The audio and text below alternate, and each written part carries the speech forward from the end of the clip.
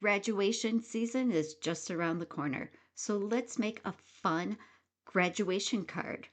We're going to start by clicking on text, and then I'm going to type in 2025. Let's make this 3 inches high. I'm going to use a silver color for this, so I'm just going to make it gray for now. We're going to start by adding an offset. You can play around with the size. And I'm going to make it just a small one. And we're going to click apply. Now we're going to add an offset to that offset. This very back offset, we're going to want that to be white. And that is going to form the base of our card. So this is going to be a slim line card. I'm going to click on the white layer. This is going to become our card base. But first, I want to fill this in so it's solid. So I'm going to use contour and just click on those pieces.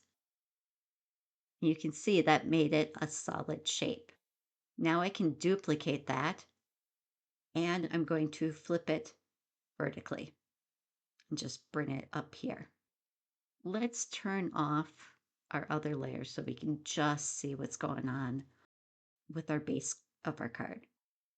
Now we want them to overlap because where they overlap is going to be the fold of the card.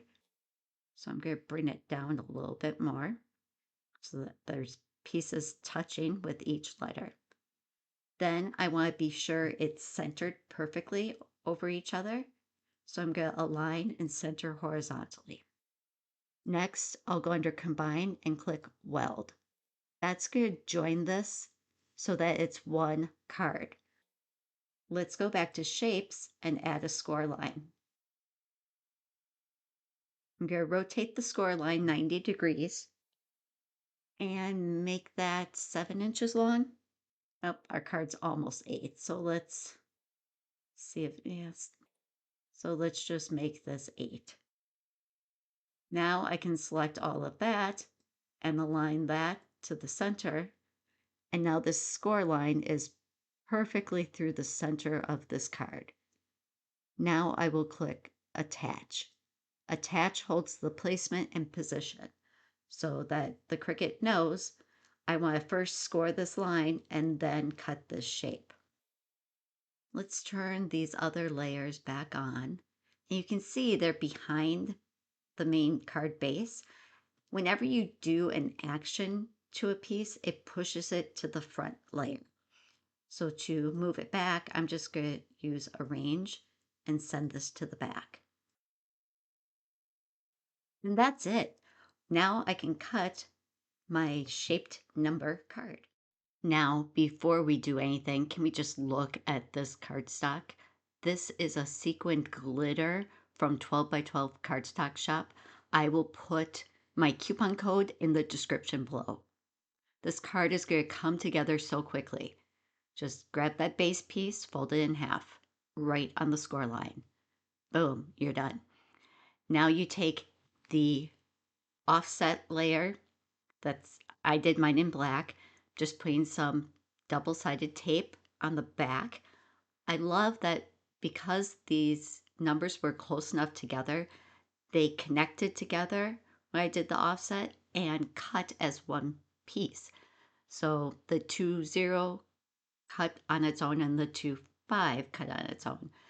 It makes placing and positioning everything so much faster and easier because instead of 4 letters, you're really just doing 2 cuts that you're placing.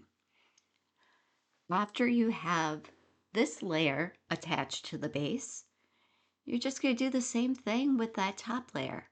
Again, I went with this beautiful sparkly silver sequined glitter. I know that's a lot of words for a description, but it's so beautiful. Cardstock from 12 by 12 Cardstock Shop. Because I am on their design team, you can use my coupon code to purchase your cardstock.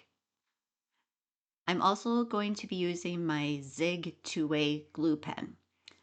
I'm using that on the sections that are a little bit smaller, and my tape runner doesn't quite fit into them. So then I just place all of those numbers right on top. And you can see how that just leaves a little border of that darker color behind it. It would be so cute to do these in school colors for graduation.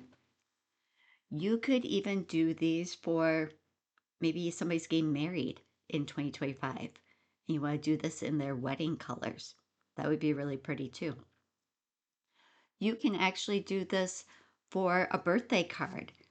If somebody was turning 20, you would just do the 20 half instead of the 2025.